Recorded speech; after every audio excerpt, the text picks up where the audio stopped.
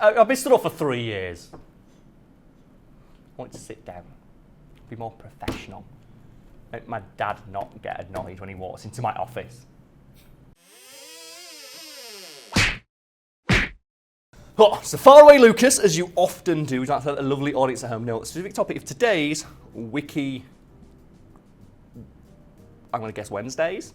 Yeah, sure. And now I know by saying that, the editor's going to put it on a fucking weekend on purpose because they know that it'll annoy me and the comments, which, you know what, the latter I respect. So.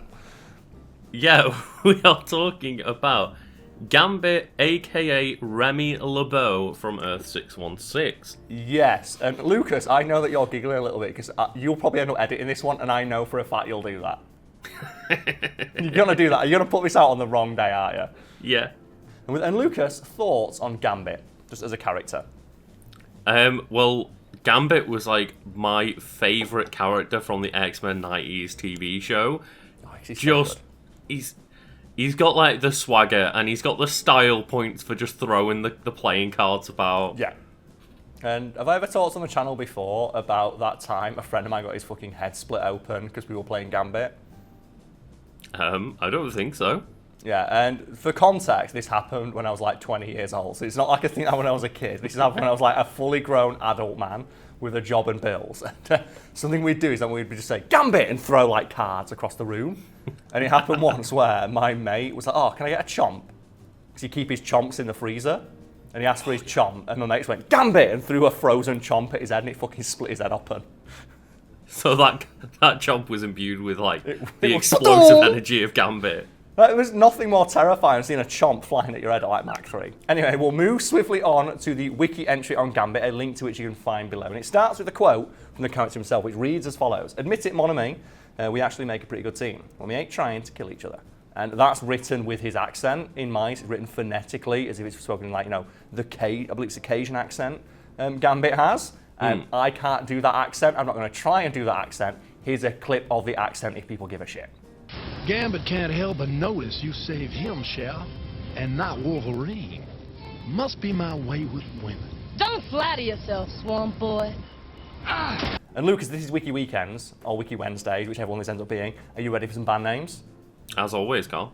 Okay, so let's cover the aliases, shall we, of Mr. Remy Etienne LeBeau. Current alias, Gambit. Other aliases include Le Diable Blanc, Robert Lord, so Bob Lord, Dirge, Death, Gumbo, The Raging Cajun, Lover Bayou. I fucking love that one. Not Lover Boy, Lover Bayou. Oh, that's fucking good. Swamp Rat, Clint Barton, Gamby Baby, Sir Anthony Ellis. I just love Le Diable Blanc. That sounds so cool. Like the White Devil. Oh. Like, is there like a better moment in like a live-action comedy film than the what's that now? The Ace Ventura one, where they keep calling him White Devil? And he goes with his like tribal guide, and they're talking to the other tribe, and he says, I noticed that you kept calling me White Devil in that sentence. Well, that's how they know you now. It's like, stop calling me White Devil. And then Lucas, you know what we're going straight for, don't you? And it's powers and abilities. Oh, yeah. And the reason we're covering Gambit today, besides the fact we covered his wife in last week's episode, is when I scrolled down to powers and abilities and saw the term molecular acceleration, I was like, that we're doing it. We're talking about this. This is too fucking cool. Yeah. And Lucas, what's your understanding of how Gambit's powers work before we get into it? The only way I've remembered it being explained is that he can basically imbue anything with explosive energy. So when he throws something, he can just make it blow up. Yeah, my understanding of it is similar, but a little bit different. It's he imbues objects with kinetic potential. Right. So, for example, he'll touch a deck of cards and he'll throw one. He'll give it the kinetic potential if it was traveling many thousands of times faster than he throws it. But here we are. But you know what? Let's get a proper explanation from the wiki. Molecular acceleration. Remy has the power to take the potential energy stored in an object and convert it to kinetic energy. So it seems I was partially correct there, thus charging that item with explosive results. He prefers to charge smaller objects, such as his ever-present playing cards, as the time required to charge them is greatly reduced and much easier for him to throw. The only real limitation to this ability is the time taken to charge the object. The larger it is, the more time it takes, which means that if Gambit really wanted to, he could just touch the floor and charge the Earth. And we could throw the Earth at Galactus. Well, I was more thinking, right, what about the power play of, like the Speedball special? Yes. So instead of Colossus just throwing Wolverine, Gambit charges Wolverine to explode. No, charges skeleton. Yeah, like, Charge that's the thing, Wolverine's 'cause skeleton. Wolverine's seemingly going to heal after that, so just get Colossus to throw him like a grenade. The thing is, Gambit uses a deck of cards because, he's a card shark. What would happen if he was into, like, tennis, you think? Just tennis balls at people. Like, if he was just really, really into tennis or, like, bowling, and he just had a charged bowling ball. Do you know, like in Dead Rising, where you fully charge a bowling ball and just, like, launch it and, like, 80 people get knocked out of the way? Imagine that.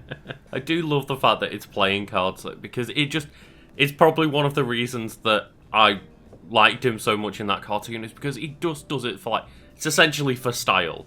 Yeah, it's swag points. Yeah. Just like the BAM! Just throwing and making card puns, obviously, we have here. So, most charging takes place through direct skin contact. The power of his explosion is dependent on the mass of the object. For example, a charged playing card explodes with roughly the force of a hand grenade. Yeah, imagine if it was something like a bowling ball. Or a tennis ball. God, Or a that would gun. be Why don't you just use a gun and charge the bullets and then shoot them? Oh. No, you need to Just get a Nerf. explosive rounds. No, Lucas, a Nerf gun. You need to get a Nerf gun. Get really into Nerf. It says he typically cannot utilise his powers on living matter or organic molecules, so he couldn't charge Wolverine, but he could charge Wolverine's skeleton because that's adamantium. These powers have been altered on various occasions, sometimes bolstered and other times weakened, and that's just like stuff they didn't want him to be too powerful or too weak for a given story. They were most notably augmented once by Sage to enable him to accelerate his own regeneration process and better control his kinetic shifting. And again by Pfizer when he was shot through the head by a crime lord and spat a bullet back at him that eviscerated him. That is a fucking metal way to get back at someone. That's like that moment, Joe, Bullseye. Oh, yeah. Have you ever heard the thing that Bullseye does in the comics? No. Where he spits his own tooth at someone, and he does it with such accuracy it knocks the guy out or kills him. I can't remember which. Oh, comic books. Comic books are great. And the thing is, well, Bullseye is one of those interesting cases where his power set, ostensibly, is really stupid and would not work on the big or small screen. And yeah, he is one of the most terrifying villains introduced in live-action Marvel. Because have you seen Daredevil season 3? I think it is where he's introduced. I have seen Daredevil season 3, yeah. Yeah, where Bullseye's in it, and it's like, oh, it's just Bullseye in an office. What's he gonna do? And he starts throwing pencils like ninja stars. Oh yeah. He's just everything that's any object. It's like, and it's like, what do you do against that? Like when he's throwing pencils with enough force to shatter bone. Mm. And he's so much scarier than someone like Whiplash in Iron Man 2. Just because, Whiplash, you're going to see him come in. Mm-hmm. Bullseye could be walking past you on the street and just have a hot dog and fire the hot dog out of the bun at your head. Can you imagine that? I would absolutely adore it if Bullseye only used hot dogs as weapons. That's the thing, though, because he can, and that's what I like about that season of Daredevil. Where, with a gun, he's terrifying, but, what's he going to do if you take his gun away? Well, he's going to throw fucking, when he throws, I think it's a billiard ball or something like that, at Daredevil, and it just cracks him in the nose. It's like, what do I do? You can never disarm him. I do imagine, though, just, Daredevil or somebody else walking down the street talking, and as you open their mouth, it's just the hot dog straight down the throat to choke you. No! The thing is, you have that great moment in that show. I think it's Daredevil is taking cover. And he's like, okay, I'm behind a wall. He can't get me here. And Bullseye just ricochets him off the wall and cracks him in the jaw. And he's like, what do I can't beat him? And I imagine if that was a hot dog that exploded. And it was Gambit. Because that's the only way they can do a Gambit movie. And I know they've been trying to make one for years. And it's, is it Channing Tatum who wants to be Gambit? It is, yeah. He's been trying to get it made for years, and the only way I'd watch a Gambit movie is if it was like that fight scene. The fight scenes in it would have to be like those fight scenes in Daredevil, where it is just Gambit in a room, maybe just in a supermarket or something like that, and he's guys with guns, and he just looks and sees a pile of oranges, and he's like, well, done. And just starts throwing oranges at people, something like that. That'd be great, but they're not going to do that. It's going to be shitty CGI, and he's only going to use playing cards. Yeah. So, Hypnotic Charm, subliminal psionic talent channeled through his voice that allows subtle influence over any sentient mind. This power allows Gambit to compel others to believe what he says and agree with anything he suggests. More powerful minds are proven immune to Gambit's charm, and people who are consciously aware of what he's doing can shake off the effect. So he has like just a minor level of what Purple Man has, where he's able to just subtly and slyly influence someone through nothing but the power of his voice. That's insane. I just thought he was like charming. And it makes him so much less cool because it's a far more interesting idea that he's just naturally charismatic and charming. People are just like, taken aback by his accent. And he's like a disarming person. I said, no, it's his superpower, fuck you. And it says here that for a while he was a horseman of the apocalypse, specifically death, which I don't care about because he's not Gambit. That's the powers of death.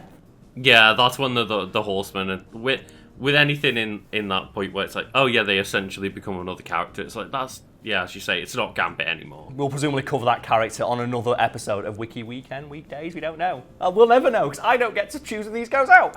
And Luke, would like to end on some trivia. Let's go for it. So here, Chris Claremont initially planned for Gambit to be an older clone of the character that was originally going to be behind Mr. Sinister, a 60-year-old man in an 11-year-old body who used Sinister as a proxy. This character would have fallen in love with Rogue and would have created Gambit in order to approach her. Gambit falling in love with Rogue would have caused him to develop a human side and become at odds with his creator, eventually becoming a good guy.